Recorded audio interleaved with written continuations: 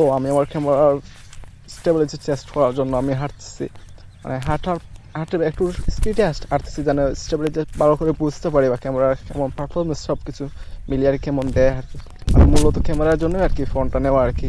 So আমি এই দিক দিয়ে আসলে আমার কাছে মোটামুটি ভালো লাগতেছে ক্যামেরার সব পারফরমেন্স আর কি।